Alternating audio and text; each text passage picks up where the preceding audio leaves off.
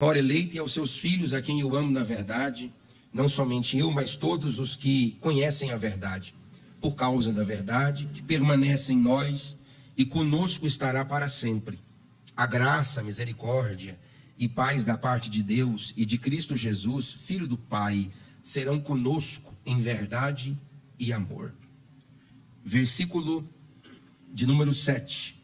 Porque muitos enganadores têm saído pelo mundo afora, aos quais não confessam Jesus Cristo, vindo em carne.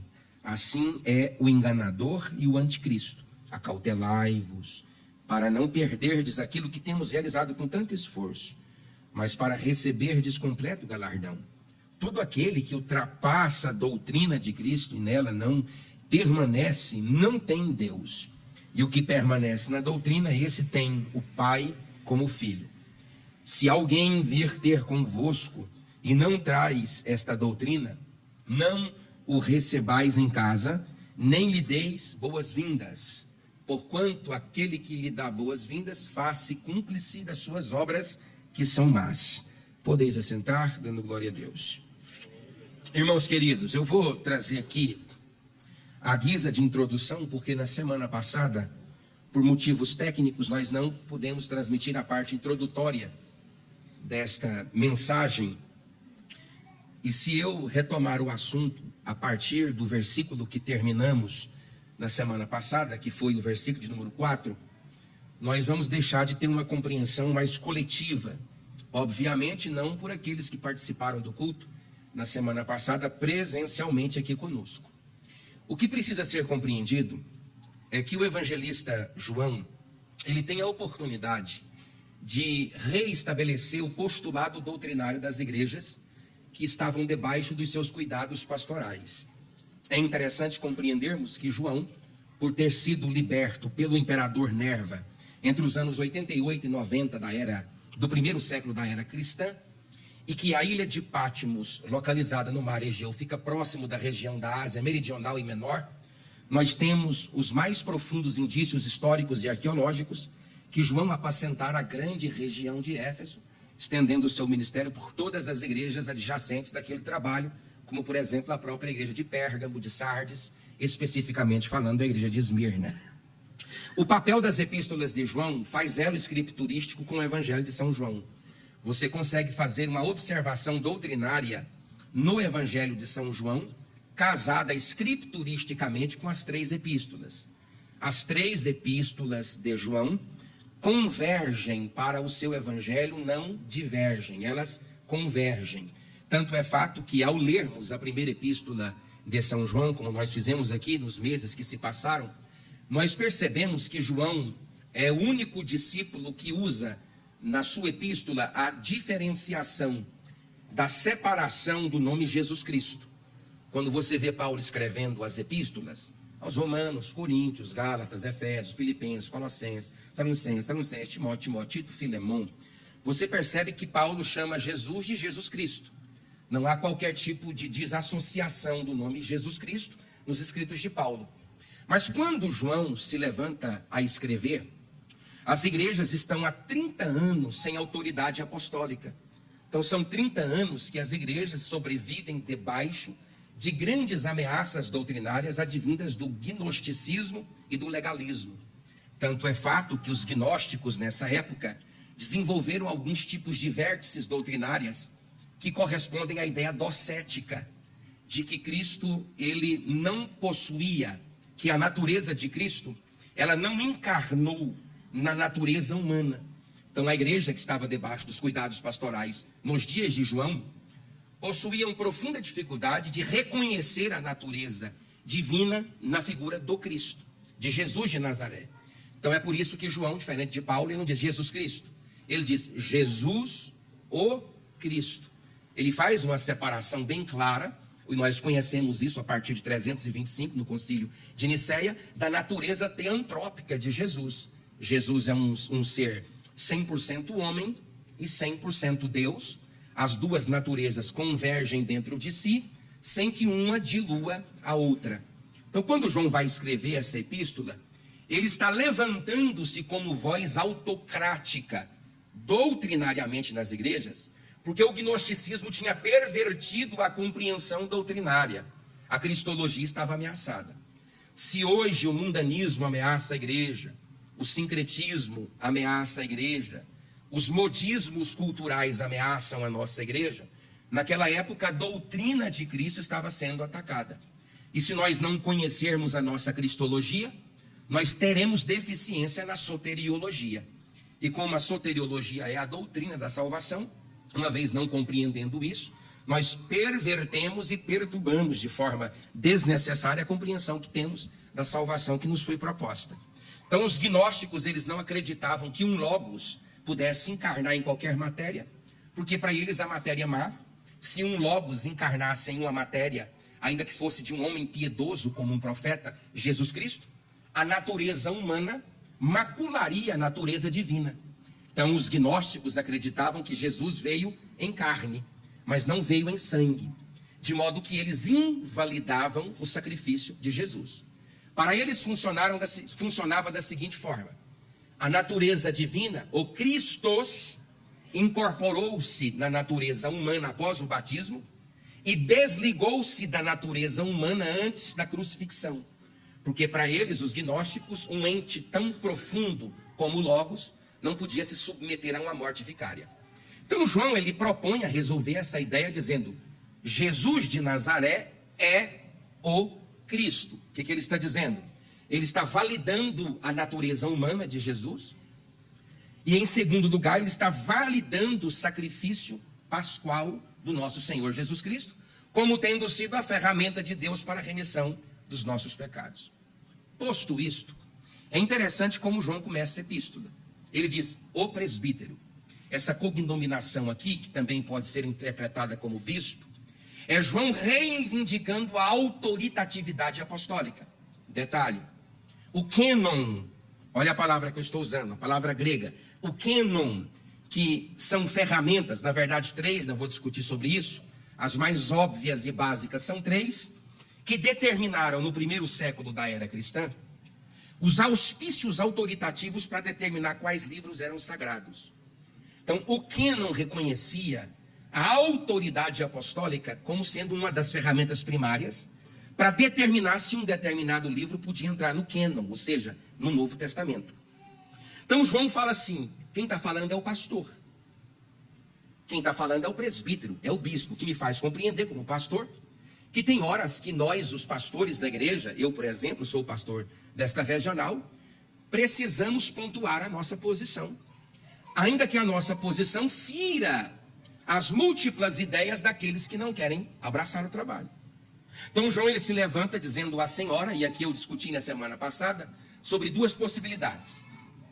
Ou a senhora que é uma imagem figurativa de uma igreja específica, ou a senhora aqui de fato, é literalmente a família de alguém, conduzida por uma irmã, aonde os quais recebiam na sua casa uma igreja de Jesus Cristo.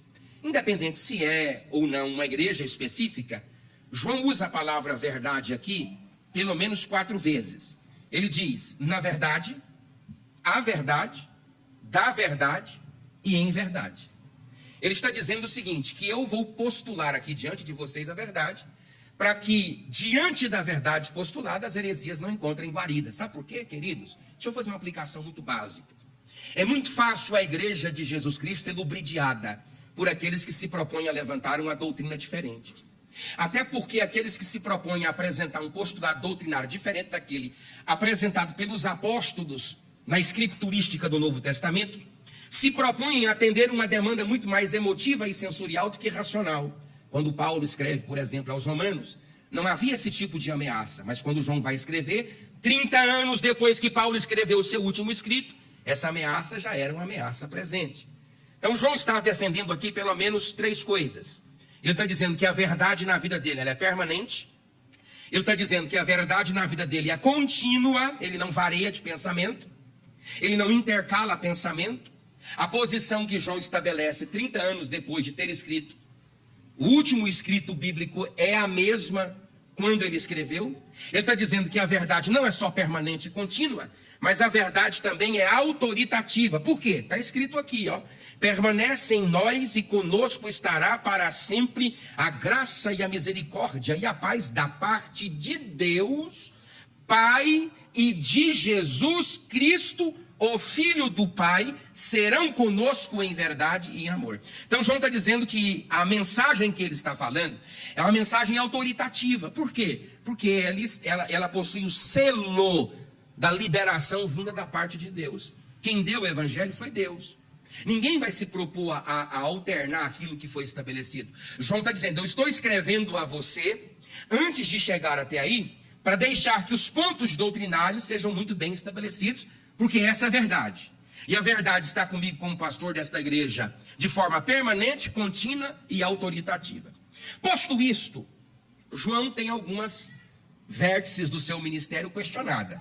No versículo 4, por exemplo, a sua liderança é questionada. No versículo 5, sua doutrina é questionada. No versículo 7, o seu rebanho é questionado.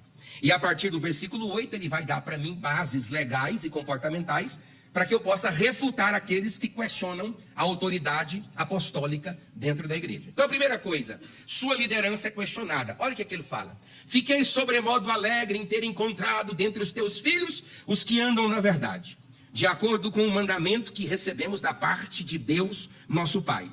Duas coisas eu pontuo aqui, separo um fulcro, um cerne desse versículo. A primeira, nem todas as pessoas na igreja são fiéis. Presta atenção nisso.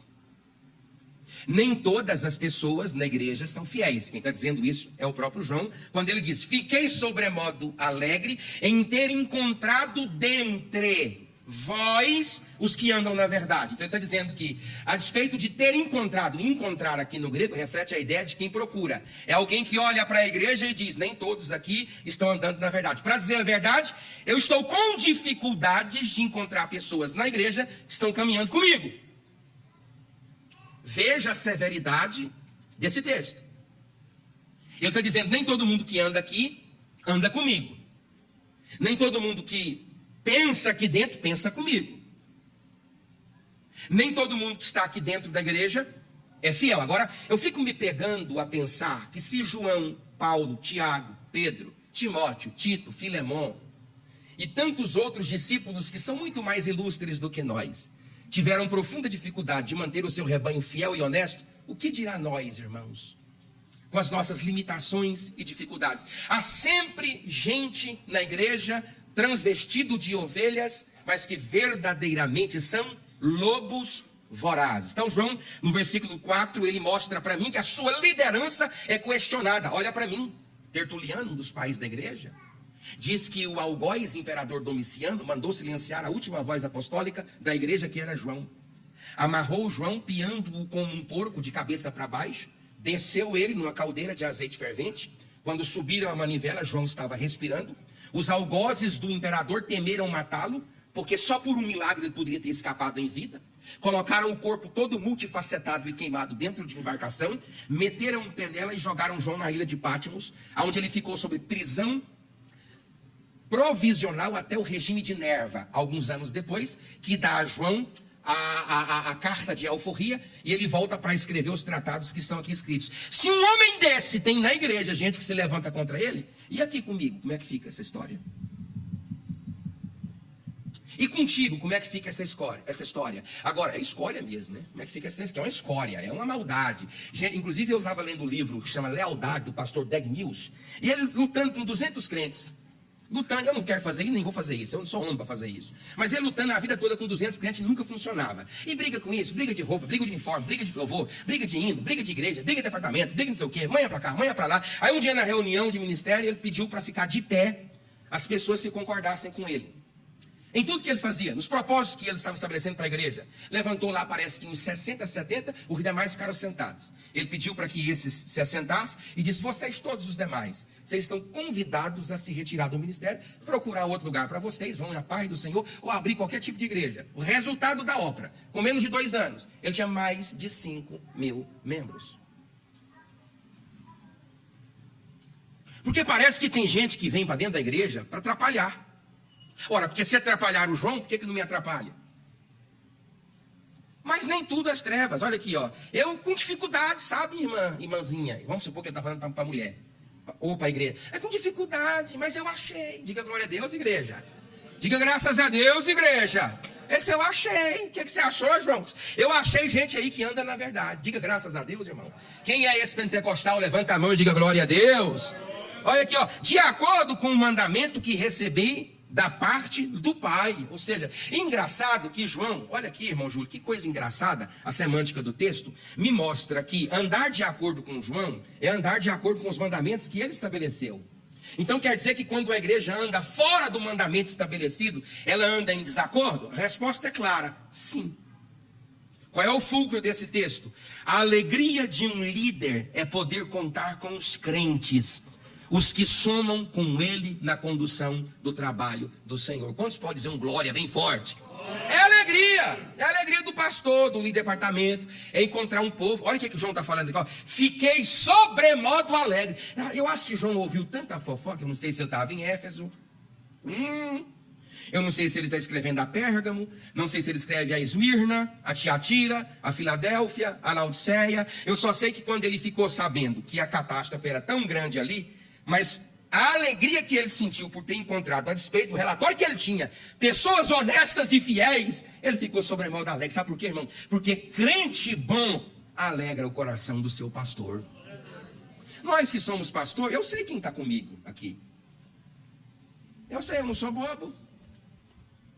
Eu sei todo tipo de gente da igreja. Eu sei aquele que não está, mas também não atrapalha. Sei aquele que não está e atrapalha.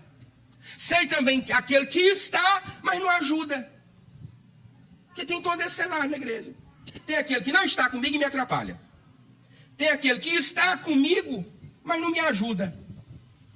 E tem aquele que, além de não estar comigo, ele me atrapalha quando eu cheguei aqui na cidade. Lembrai-vos do tumulto que essa igreja passou. E eu disse para um irmão que foi lá em casa fazer uma pesquisa ministerial dos motivos pelos quais eu vim para cá apacentar a vós outros. E eu disse para essa pessoa, suponhamos que tudo que se diz ou que se tem dito é verdade, seja verdade. Então, de fato, eu sou um satânico, um horrendo, um abutre, um carnívoro de gente. Mas e se for mentira? E se Deus tiver me colocado aqui? E se Deus escreveu lá no céu o dia de eu colocar os meus pés aqui e o dia de eu sair? Como fica a consciência daqueles que não pensavam ter sido Deus que me tivesse trazido, não somente eu, mas qualquer outro, e ter lavado as mãos e me ajudado? É a mensagem que você passa para Deus, dizendo assim, eu não tenho compromisso nenhum com o teu propósito, nem com o teu projeto. Para mim não interessa. Eu tenho um compromisso com o que eu quero. E às vezes o que Deus quer para você é totalmente diferente daquilo que você mesmo quer para você. Deixa eu dizer para você uma coisa, eu saio desse tópico. Quem está no controle desta obra aqui é Deus. Segunda coisa que foi questionada é a sua doutrina. Está aí no versículo 5. E agora, Senhora, peço-te não como se escrevesse mandamento novo. Repita comigo, mandamento novo no 3. 1, 2, 3. Senão o que tivemos desde o princípio, que nos amemos uns aos outros. E o amor é este, que andemos segundo os seus mandamentos. Este mandamento, como ouviste desde o princípio, é que andeis neste amor. Deixa eu dizer para você uma coisa, porque eu vou retirar aqui 3 características inferentes. Mas o problema aqui, querido irmão Israel, é doutrinário. E explico por quê. Porque os gnósticos acreditavam que a matéria era má. Eu preciso ser honesto com o texto. Eu vou tirar aqui 3 características de forma inferente, quase que numa ideia de mentoria, mas eu tenho que ser honesto com o texto. João estava refutando a ideia de que pessoas não pudessem ser cuidadas pelos irmãos, porque a natureza humana, ela é má, a matéria é má. E o que se preserva na matéria, que é má, é o espírito que é bom.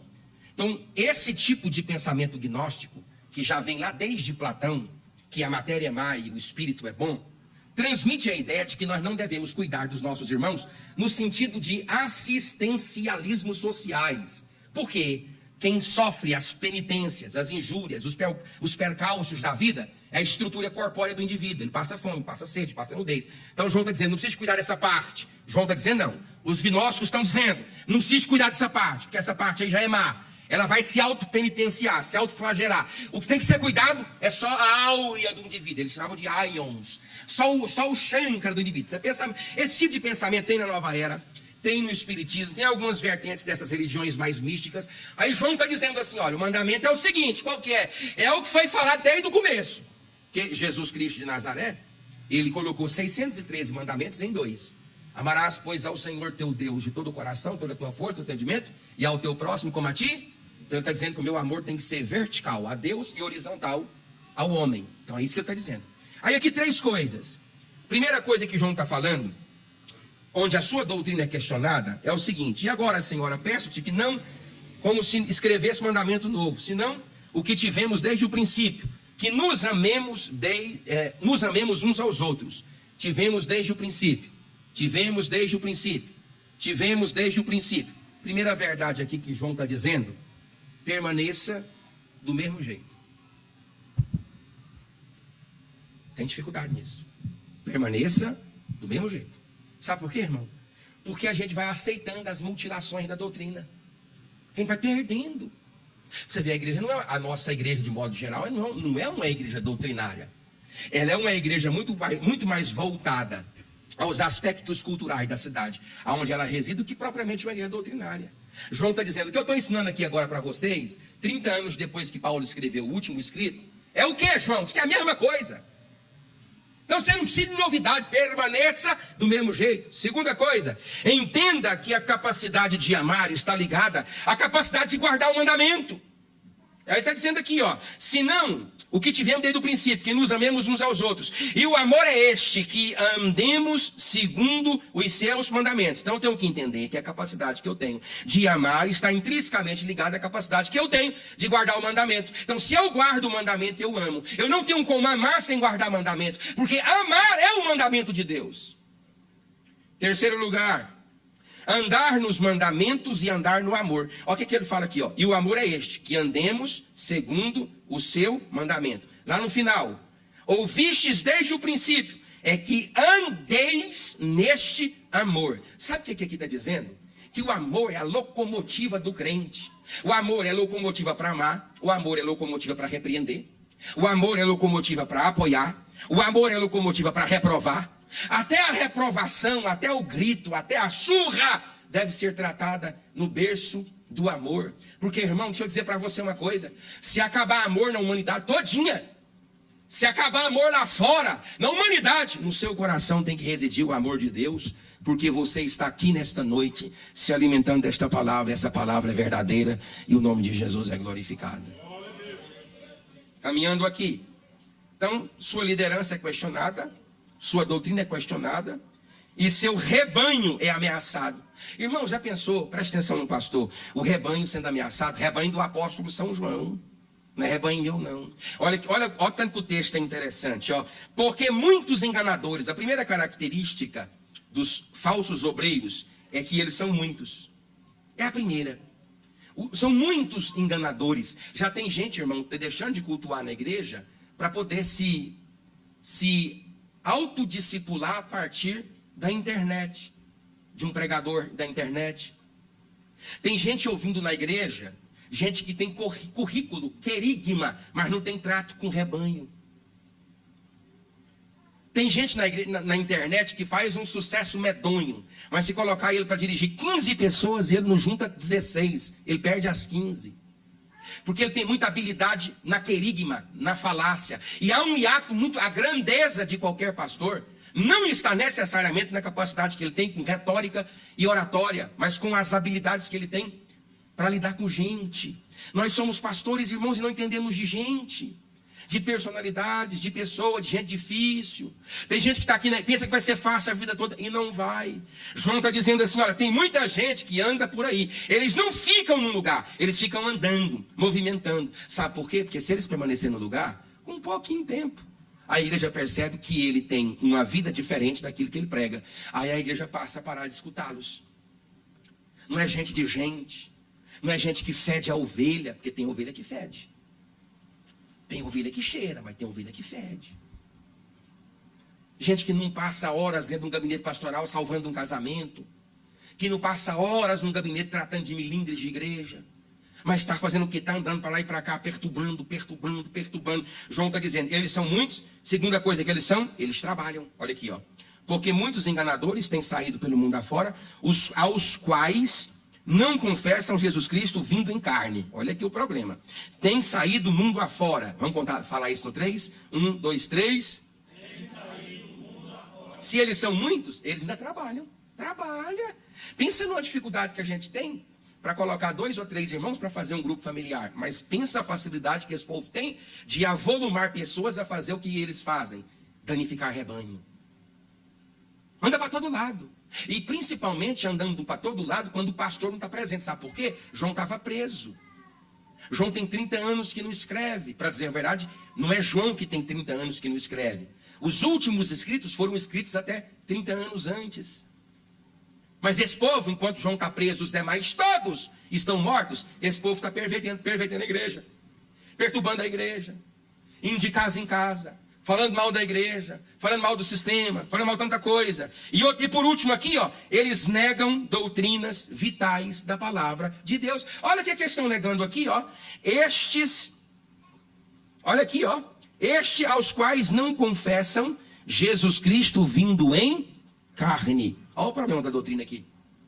Porque o próprio Gregório de Nazianzo, Gregório de Nícia e Basílio, que foram os 3 pais capadócios, que foram colunas de fogo, lá no Concílio de Nicéia, em 325, disseram, o que o Senhor não assumiu, ele também não curou. Eles estavam dizendo o seguinte, Jesus só pôde me curar da minha humanidade, porque ele assumiu a minha humanidade. Se ele não me assumiu como homem, ele não me curou do meu pecado original. Mas esse povo está dizendo, Jesus não vem em carne. Então estão ferindo doutrinas vitais da igreja. Eles não compreendem com as doutrinas vitais na igreja. Mas eu estou tão bom hoje, irmão. Eu estou tão bom, estou tão alegre, que eu até facilitei. Eu coloquei aqui, Pastor Presley, uma pergunta, hein? Até que ponto eu posso suportar um contrário na igreja? Olha só o que eu vou falar aqui, está gravando. Até que ponto eu posso suportar um contrário na igreja? Um cidadão que é contrário dentro da igreja. Eu pus aqui 4 pontos. Primeiro ponto, number 1. Desde que as suas objeções não firam os postulados da palavra. Eu posso suportar um contrário na igreja? Posso. Ele pode não ser de acordo com todas as minhas ideias, com todas as minhas perspectivas, com todos os meus projetos, e ele nem pode ser. Mas eu vou suportá-lo até eu perceber que dentro da sua vértice de desenvoltura ministerial, quando ele fala, quando ele canta, quando ele dirige, quando ele se agrupa com os demais, que ele não fere doutrinas vitais da palavra de Deus. Não é doutrina tipo assim, o arrebatamento é antes ou depois da grande tribulação, porque até nisso eu tenho dúvida. Não é doutrina assim, as irmãs podem usar calça ou vão usar saia. Não é esse tipo, não é essas besteiras. É doutrina forte como essa aqui, cristologia, soteriologia, pneumatologia, proctologia, harmatiologia, pontos cruciais do evangelho. Eu posso aceitar alguém que é contrário? Posso, desde que as suas posições não façam divergência com pontos doutrinários da palavra. Está entendido? Diga glória a Deus. Então, tem um pastor aqui, tem um irmão lá que dá trabalho na escola dominical, dá trabalho no grupo, está aqui com um, está com o outro, mas ele não é herético, porque errar, todo mundo erra. Você pode dizer glória a Deus, irmãos? Irmão, pensa num homem que erra, sou eu. Errar, todo mundo erra. Ainda mais eu que dou muitos dados, eu posso errar. E você pega uma Bíblia, por exemplo, eu digo para vocês aqui 1 milhão de vezes que Jerusalém foi sitiada em 3 expedições, 605, 597, 586 a.C. A princípio, Nabucodonosor, pai de Nabucodonosor, depois por Nabucodonosor. Na primeira expedição, Daniel, Misael, Ananias, Azarias e alguns nobres foram. Na segunda, foram 10 mil. Na terceira, foram 50 mil. E Jerusalém foi destruída. Eu posso errar nas datas. Concorda comigo, irmão? Diga glória a Deus. Eu digo para vocês aqui que inclusive eu preguei numa igrejona, numa catedral, e eu não vou falar onde, né, que está gravando, e aí a minha mulher estava na frente, e eu disse assim, o templo de Salomão tinha 3.272.000 quilos de ouro de Ofir. Aí a minha esposa ouviu uma irmã na frente, eita, pastor que prega bom, mas esse mente também. Eu disse, eu minto.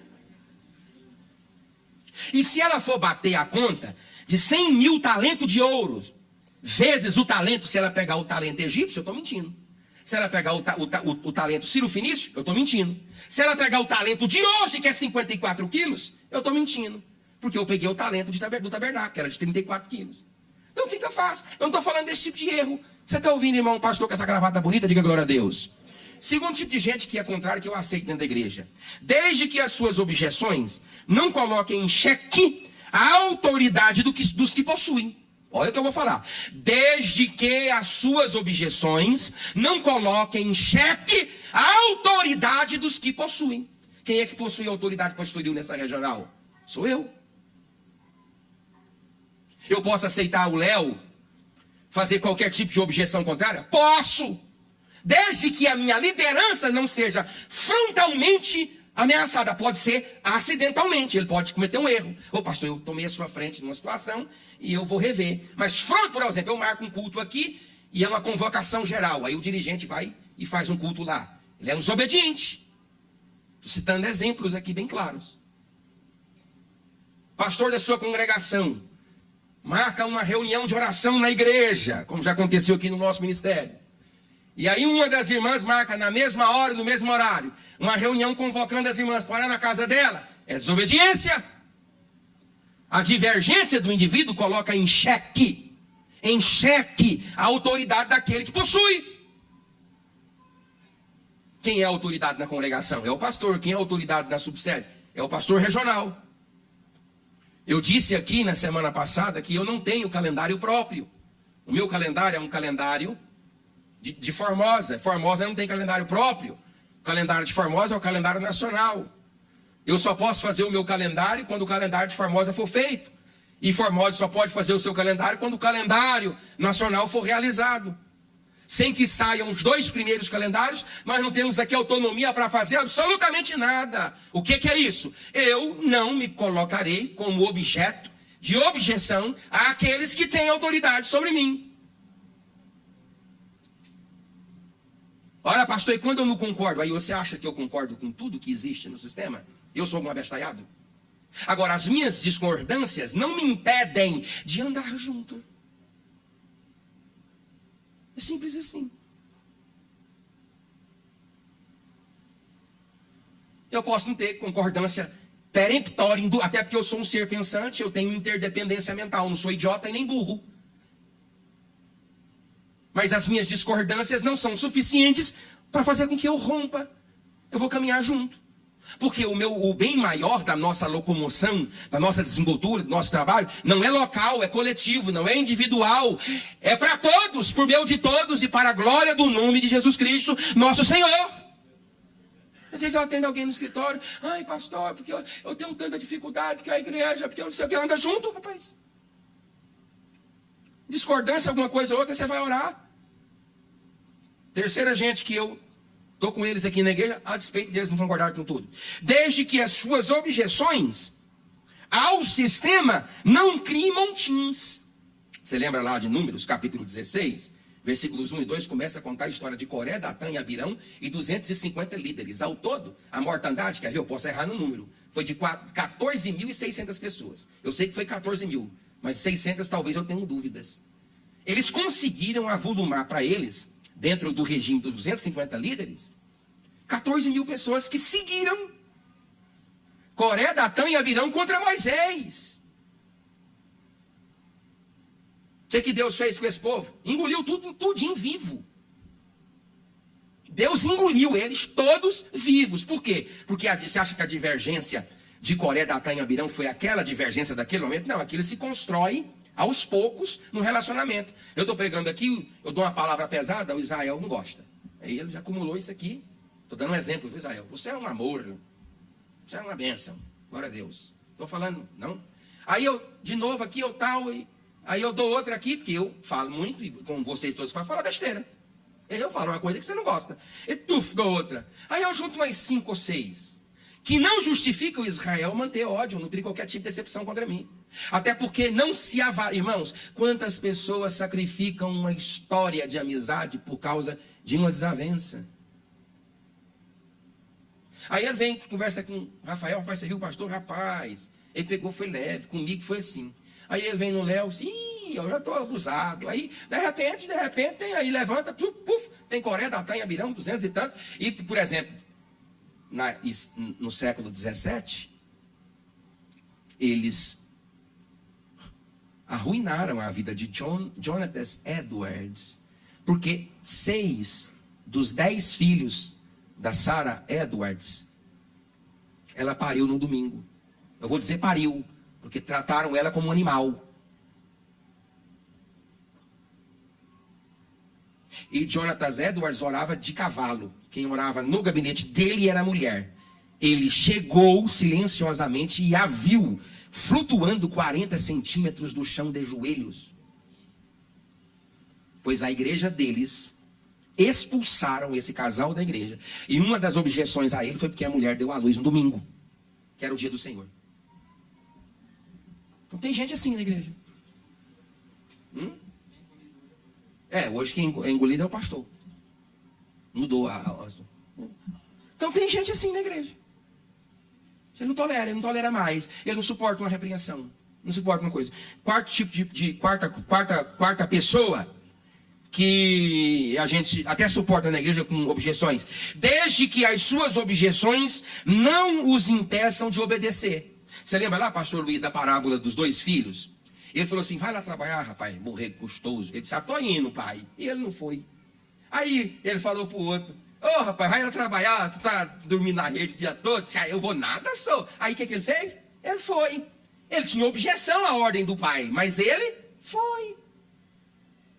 Aí o pastor marca aqui uma galinhada, né? Vamos falar aqui da nossa, né? O glória, eu puxando para mim, aleluia. Tem a oferta agora da galinhada, glória a Deus. Aí eu não gosto dessa oferta. Eu estou para criar pena na igreja, de tanto o pastor falar de galinhada. Eu já ouvi isso aqui.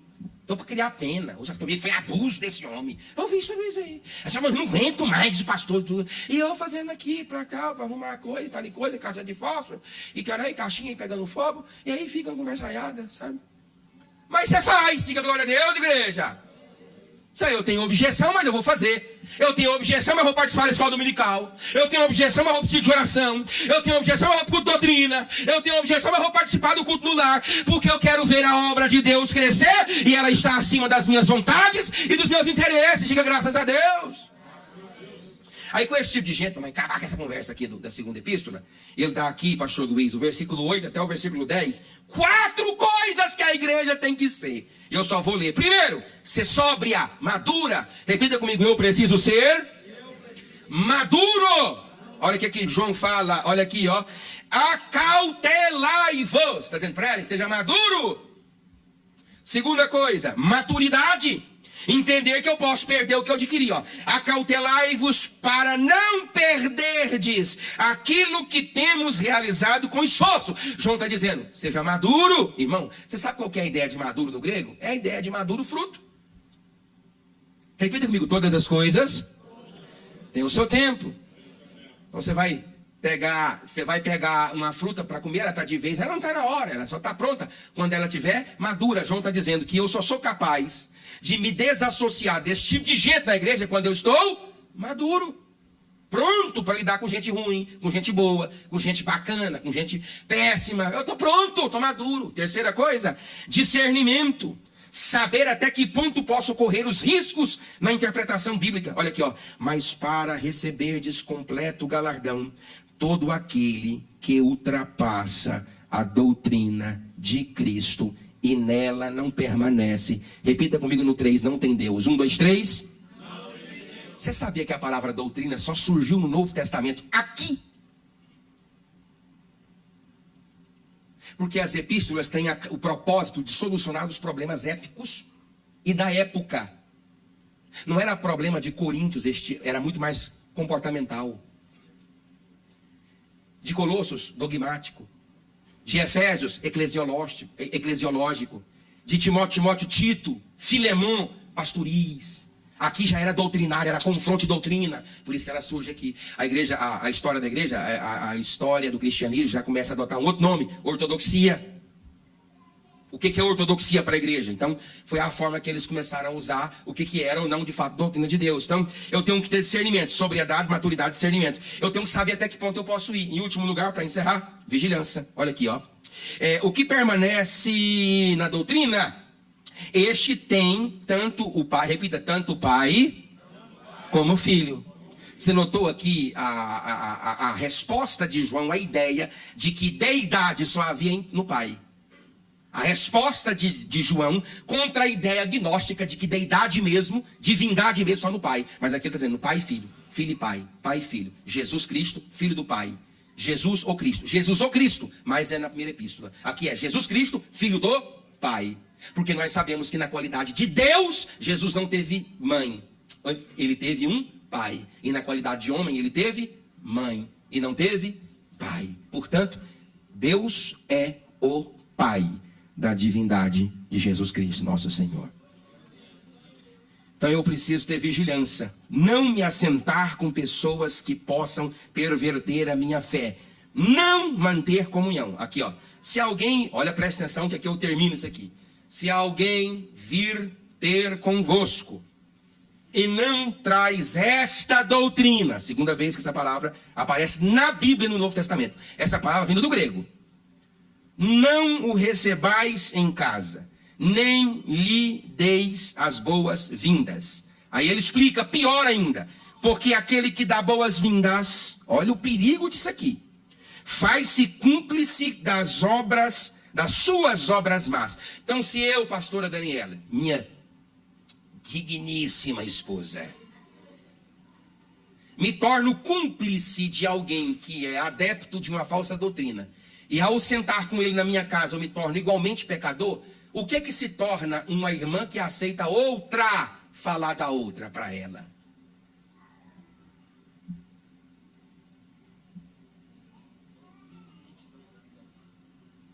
Isso aqui foi escrito há 2 milênios e é o problema de agora. Porque se eu me torno pecador, igual é pecador aquele que vem me perverter da fé, só por eu ter dado café e água para ele, o que faz de uma irmã que recebe em casa outra para falar mal de outra? Faz igualmente culpada. Olha o risco que é isso aqui. Não sei se a gente estava, acho que era aqui em cima, na cozinha, e entrou nesse assunto de salvação. Foi, não foi, Léo? E aí, eu não sei, eu não converso quando estou cozinhando. Diga amém, irmãos. Não converso. Eu preciso, oh glória, eu preciso sentir nas minhas mãos a vibração da panela. Eu não converso. Mas eles me perturbaram, pastor, e aí, vai ser salvo ou condenado? E eu respondi, irmão, se for exigir o pé da letra, nós estamos perdidos. Eu estou com 1-0 e você está com 1-0 contra todas as pessoas que pensam que já está bacana. Porque eu estou com 1-0 contra todas as pessoas que pensam assim, porque eu sei que eu não estou assim. Que todo dia é dia de melhora. Que a vereda do justo é como a luz da aurora, vai brilhando mais e mais até se tornar dia perfeito. Que uma coisa eu faça, que esquecendo-me das coisas que para trás ficam, prossigo, presente contínuo, para o prêmio da soberana vocação proposta em Deus, por intermédio de Jesus Cristo. Eu sei que eu luto para apresentar o meu corpo como sacrifício vivo, santo, puro e agradável a Deus, para que eu possa experimentar a sua vontade. Eu sei e quero que você saiba disso. Todo dia é dia de um novo passo. Todo dia é dia de nova melhora. Se você se pega nisso aqui, peça hoje a Deus perdão. Eu tenho certeza que Deus tem coisas grandes e firmes para revelar ao seu coração. E o nome de Jesus há de ser glorificado na sua vida. Você pode